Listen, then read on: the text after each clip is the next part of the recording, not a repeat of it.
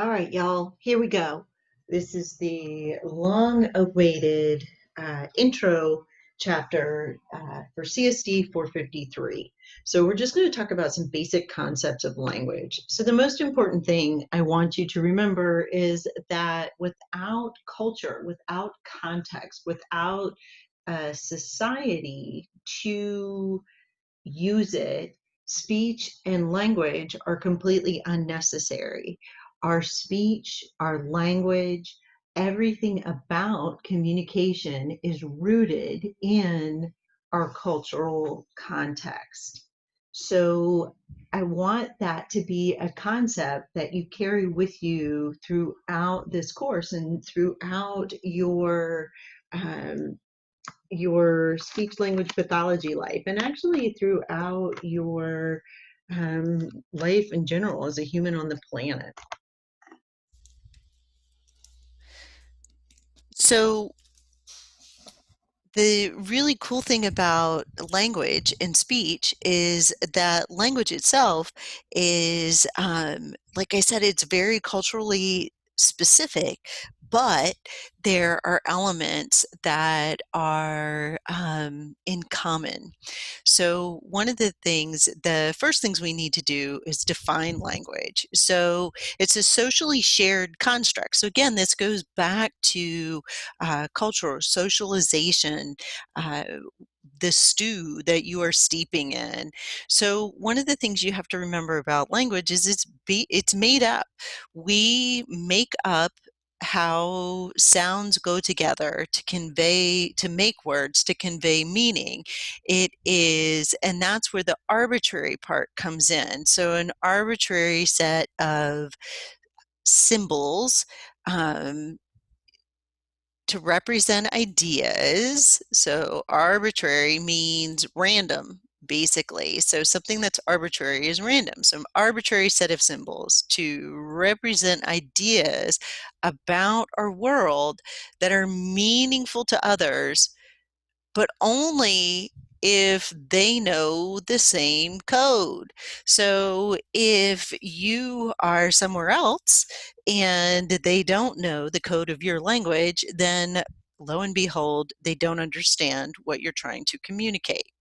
So there you go. So it's a system of symbols. Specifically, we talk about morphemes. So what you should know, a morpheme is the smallest unit of language. I need another color because this is important. So it is the smallest unit of language that carries meaning. And that's important because soon we're going to talk about phonemes and the difference between phonemes and morphemes. So we carry meaning. The morphemes are the smallest units of language that carry meaning. We combine them to make words. So some words have one morpheme, like bird, and some have two, like birds is. Okay, fine. So like birds, where we add a plural marker in the form of a bound morpheme. The relationship between words and what they refer to or their reference, again, is arbitrary. We make it up. We decide together as social groups what means what, and then we go from there. All right, so language is socially shared. I feel like you've got that now, but it is something that we come up with as communities, and the thing that helps bind our communities together is the language that we use. And this is a really important idea as you think about the role of language extinction as part of conquest, as part of eliminating cultures and dominating people. So our language is very, very, very important to our sociology, and it has a lot of bearing on, or is driven by geography, sociology, or regions, or sociological regions, and also has a tie to econo- economic resources. All right, so let's talk about language as a module of human cognition. So I have several videos in Top Hat. I thought you would get tired of listening to me, so I tried to find other interesting people to talk about these topics. So there is one on language as a part of cognition, which is a TED Talk, and then the next one is about modularity. So modularity is this idea that there are certain parts or modules of our brains that are specialized to create language. And there may be domain general or domain specific. So make sure you check out the videos in Top Hat. So I'm not spending a lot of time here because Top Hat does, I've got videos, more video for you there. So how does language relate to the broader forms of communication? So, language can be communicated through speech, it can be signed, it can be all in your head, which is the cognitive piece, or it can be written.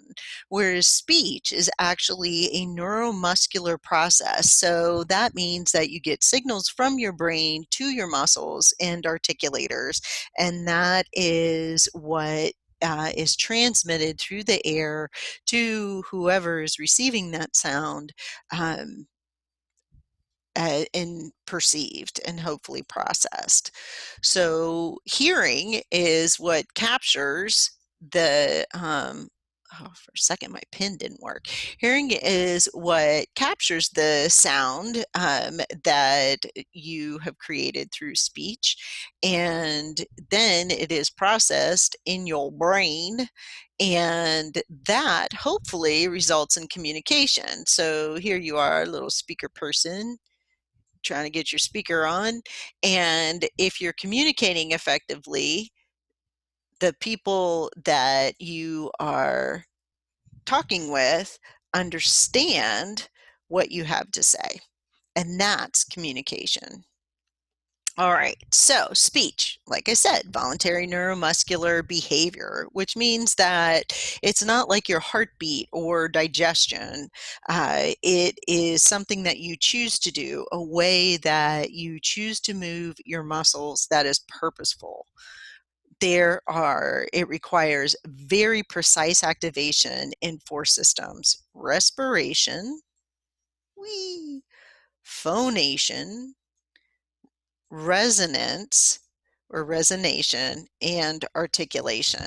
You need to remember these because they're not going away. We talk about these across courses because they really are core to being able to create speech. We Okay, so there are different ideas about why we use speech instead of, say, sign language or some other mode of communication. And the idea is that we're already using, to quote a YouTuber, our mouth holes to breathe, eat, and drink. So we figured out how to coordinate our mouth holes to also create and express language through speech.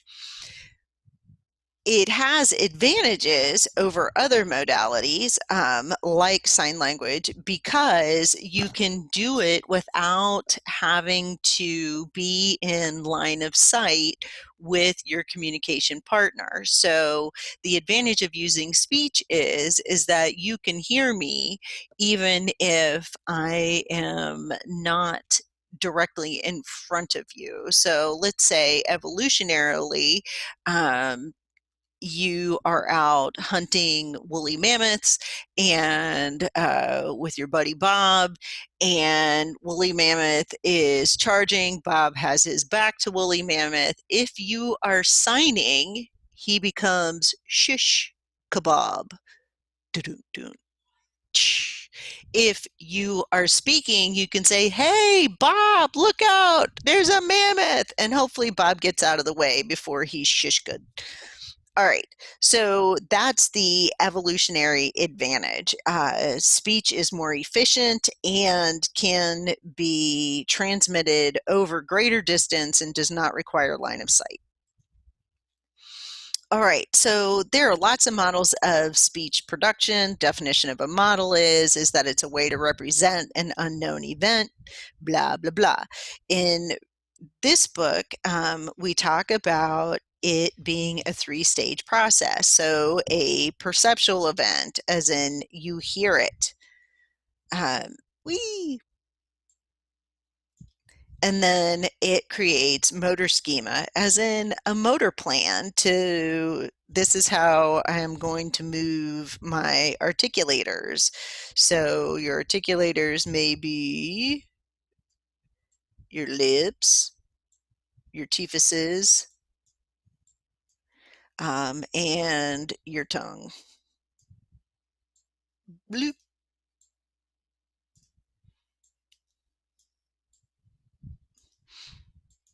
There you go. Some of my excellent artwork for you. So the motor schema is the plan that makes these wonderful things move, your articulators move. Hopefully you have teeth on both top and bottom, and hopefully they don't look like that. And that is what creates the speech output, which is a wave of sound.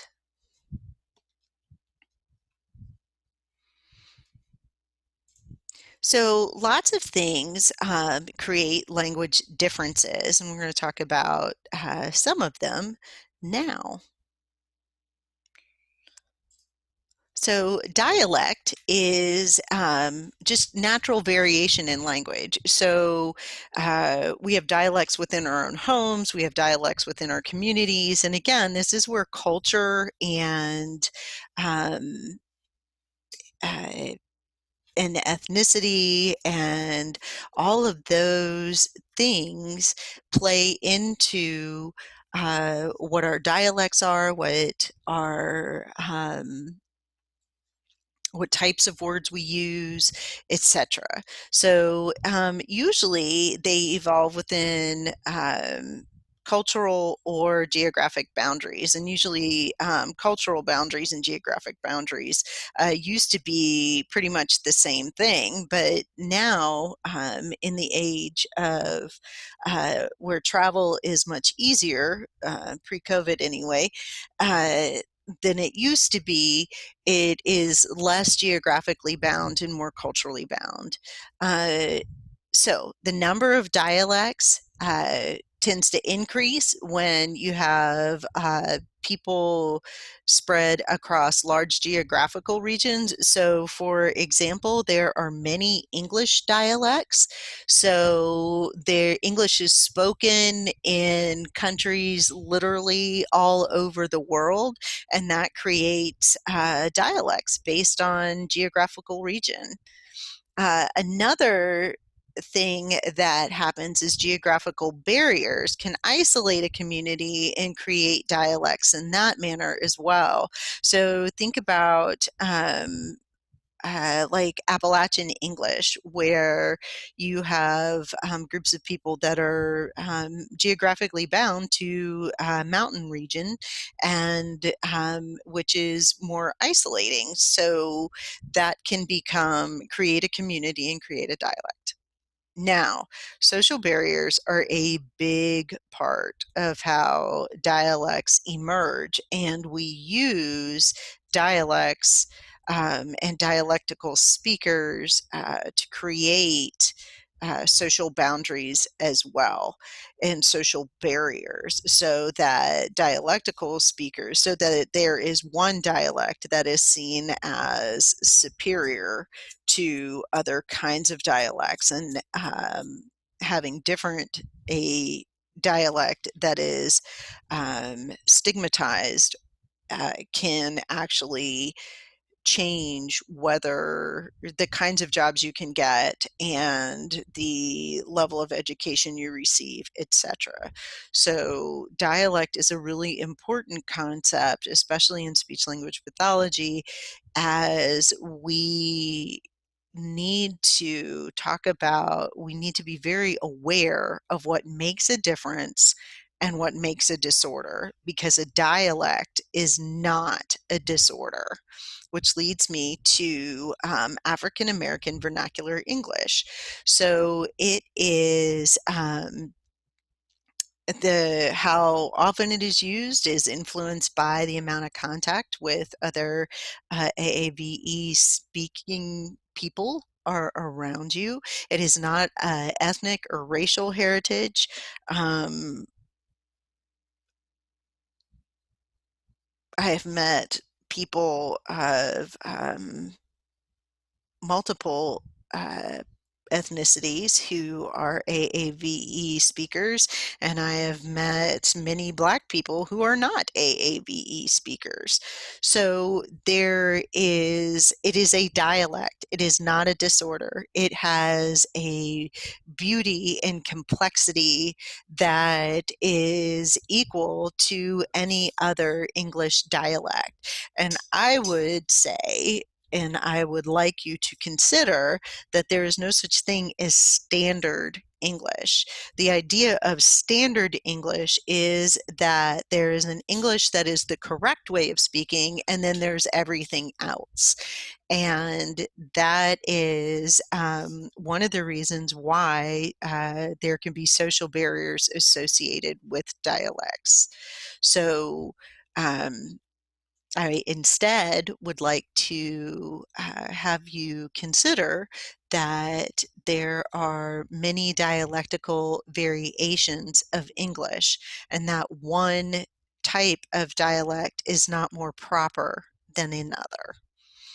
All right, so that leads us to bilingualism and multilingualism. So, monolingualism is when you speak a single language, like most of us here in the US. Well, not, yeah, many of us here in the US are monolingual speakers of English. That is, that we are not raised in homes necessarily that have more than one language being spoken, and we grow up only speaking English. That is certainly the way I grew up, which doesn't mean that's the way you grow up, but um, a lot of us do, which is unfortunate.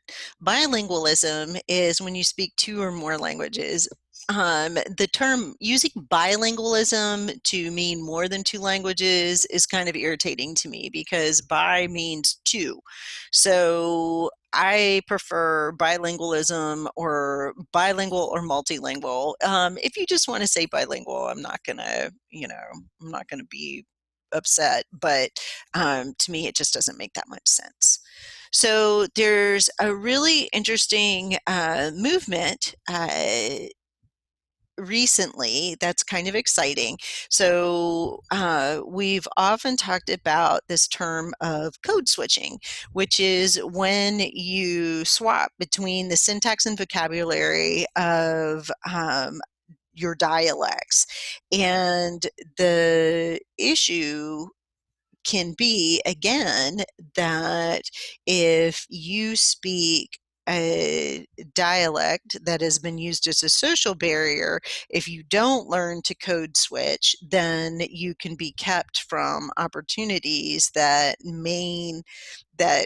uh, the power structure uh, doesn't respect. So there's an idea, rather than code switching, to use the term code meshing. And we'll talk a little bit about that later on. So there are different ways that you can become bilingual. So you can be a simultaneous bilingual where you are developing your languages concurrently, as in you're at the same time, or you can be a sequential language learner where like I am. So I learned Spanish in high school. I took 5 years and I've used it minimally since then. But in the last 6 months or so, I've started relearning Spanish, and I am most definitely a sequential learner. I am primarily monolingual English. So I developed that language, and now I am adding or re-adding in a second language. Um, Interestingly, and one of the really cool things about language, or one of the things I think is really cool about language, is that all languages reflect the same infrastructure. So what that means is that you use the same structures in your brain to process language and plan language, no matter what language you're speaking. So think that's really interesting. All right, so the last concept that I'm going to cover in these slides and in this unit is about gender differences in development. So there is a lot of literature and research that shows that the brains of children who are assigned female, I'm going to change this. Sorry, I should have changed it pre-sliding. Um, Assigned female at birth have an advantage over people who are assigned male at birth in terms of language development. And some of it has to do with the cellular uh, changes, well, the cellular and hormonal differences between people who are assigned male at birth and who are assigned female at birth. So, assigned females have, we tend to start talking earlier than assigned males. We tend to develop vocabulary faster than assigned males. And assigned male children tend to be more likely to have difficulties with language development that results in actual language impairment. And these differences tend to be due to the actual biological factors of the difference between the proportion of testosterone and estrogen in your system during embryological development and after you are all born. And they're also due to environmental and sociological factors. There's some really interesting studies about if you take an infant and you dress the infant in clothes that are associated with assigned male whatever, and or assigned female clothes that are associated with, well, no, that not even assigned female, those are actually gender stereotypes. So whatever, if you put an infant in clothes that are specific to gender norms, people will talk to the infant differently. So let's say, given the same toys and materials, if an adult is handed an infant wearing a dress, they tend to talk more to the infant, maybe read the infant books, play quietly, and hold and interact with the infant than if you take the very same infant and put on, let's say, little pants and a t-shirt. that they will play with the infant in the boys' clothes with toys. They will make more environmental sounds. The baby tends to be faced away from them and aimed at the toys. So there are definitely socialization factors going on as well. All right, so check out the video in Top Hat that talks about gender differences as well. Hope y'all are hanging in there.